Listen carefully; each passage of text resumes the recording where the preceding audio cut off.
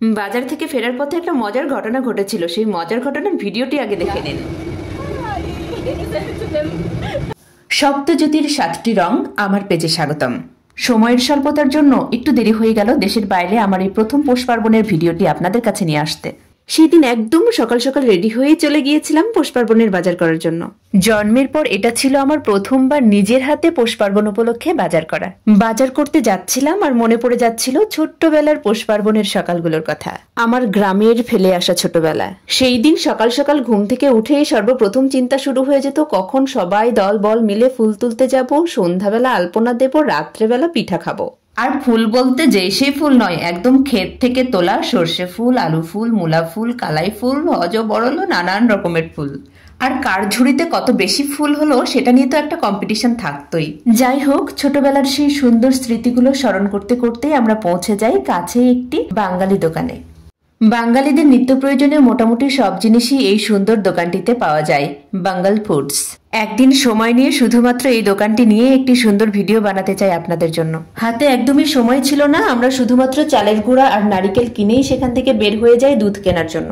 পৌষ সংক্রান্তির এই দিনটি সূর্যের রাশিচক্রে ধনু থেকে মকর রাশিতে প্রবেশের চিহ্ন হিসেবে পালন করা হয়। স্থানভেদে এই দিনটি বিভিন্ন নামে উদযাপিত হয়, যেমন পৌষ সংক্রান্তি, মকর সংক্রান্তি, উত্তরায়ণ, সংক্রান্তি সাক্রাত, তিল সাক্রাত, মাঘা, ভোগী, পোঙ্গল আরো অনেক নামে পরিচিত।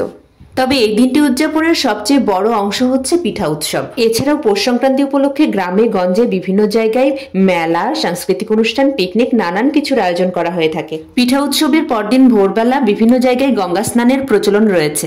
গঙ্গা, যমুনা, গোদাবরী, কৃষ্ণা বা কাবেরী সব নদীতেই মা গঙ্গাকে স্মরণ করে গঙ্গা স্নানের আয়োজন করা হয়। আর যাদের এলাকায় কোনো নদী নেই তাদের এলাকায় আর কি করার, পুকুর বা বাড়িতে যে জলের ব্যবস্থা থাকে সেখানেই মা গঙ্গাকে স্মরণ করে স্নান করে নেওয়া হয়। ছোটবেলার সেই ভোরবেলাগুলোর কথা মনে হলে এখনো মজা লাগে, কারণ এই সময়টাতে তো বাংলাদেশে প্রচুর ঠান্ডা।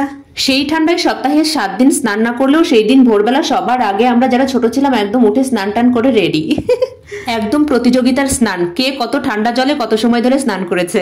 শুধু তাই নয়, কে সবার প্রথমে স্নান করেছে, এসব নিয়ে মোটামুটি ছোটখাটো ঝগড়াঝাটিও হয়ে যেত। আর তার মাঝে যদি 2-1 জন স্নান না করে তো তাকে তো সবাই মিলে যা খুশি তাই বলা হতো। আর সেই সুন্দর স্মৃতিগুলো মনে করতে করতে আমরা কোলসে পৌঁছে গিয়েছিলাম। আর কোলসে পৌঁছে আমি লাইভ করা শুরু করেছিলাম, তাই আর ভিডিও করা হয়নি। তবে কোলস থেকে ফেরার পথে একটা মজার ঘটনা ঘটেছিল, সেই মজার ঘটনার ভিডিওটি আগে দেখে নিন।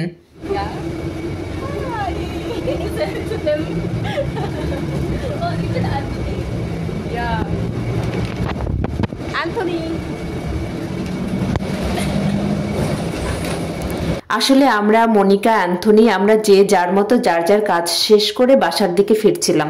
আমরা যখন বাস স্টপে গেলাম তখন দেখি মনিকা দৌড়ে দৌড়ে আসছে। এবার যখন বাসে উঠতে যাব তখন দেখি সেখানে অ্যান্থনিও হাজির। একদম মিরাক্কেল, এভাবে যে সবাই একসাথে দেখা হয়ে যাবে চিন্তাও করিনি। যাই হোক, হেসে খেলেই দিনটা শুরু হয়েছিল আর হেসে খেলেই সেই সারাটা দিন পার করেছিলাম। পিঠা বানানোটা একটা শিল্প, আর এই শিল্পটা আসলে মায়েদের হাতেই সবচেয়ে বেশি ফুটে ওঠে। আমি আমার মেয়ের মা হলেও আমার কাছে আমার মাই সেরা। আর হ্যাঁ, মা কিন্তু আমার একজন নয়, মা কিন্তু আমার 2 জন। আর আমার 2 মায়ের হাতের পিঠাই একদম অমৃত। যখন দেশে যাব তখন মায়েদের হাতে মন ভরে পিঠা খেতে চাই। পৌষ পার্বণের পরদিন গ্রামের সবাই পিঠা খাওয়ার নিমন্ত্রণ দিত, কিন্তু তখন তো সবার বাড়িতেই পিঠা, কার পিঠা কে খায়। ভালো কথা, আমি দেশে না যাওয়া পর্যন্ত আমার নামে যতগুলো নিমন্ত্রণ জমা পড়বে সবগুলো নিমন্ত্রণ কিন্তু আমি কড়াই গন্ডায় উসুল করে খেতে চাই। আপনার বাড়িতে পিঠা খাওয়ার নিমন্ত্রণ দেবেন তো আমায়? নিমন্ত্রণ না দিলে কিন্তু পিঠা খেতে যাব না। আমি যে এই কথা বলবো এটা ভাবার কোনো রকম দরকার নেই। যদি জানতে পারি আপনার বাড়িতে পিঠা বানানো হচ্ছে, আমি কিন্তু একদম সশরীরে হাজির হয়ে যাব।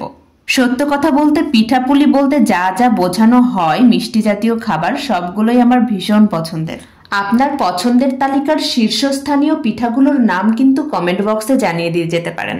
আমি সেই পিঠাগুলো আপনাদের বানিয়ে খাওয়াবো সেই কথা বলছি না, সেই পিঠাগুলো খেতে আপনার বাসায় আমি হামলা করব। তবে আমি কিন্তু এতটাও খারাপ মানুষ নই, আমার বাসায় আসলে আমি আমার পছন্দের পিঠাগুলো বানিয়ে খাওয়াবো। তবে হ্যাঁ, সেই সাথে আপনাদের ছোটবেলার সাথে পিঠা খাওয়ার যদি কোনো মজার মজার গল্প থাকে সেই গল্পগুলোও কিন্তু লিখে দিতে পারেন।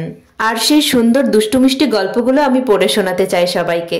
শুধু যে পিঠা খাওয়ার এমনটি নয়, শীতের সকালের বা শীতের দিনের শীতের রাতের যে কোনো গল্প পাঠাতে পারেন। সেটা হতে পারে খেজুর রস চুরি করার গল্প, হতে পারে কারোর ক্ষেত থেকে সর্ষে ফুল তোলার গল্প।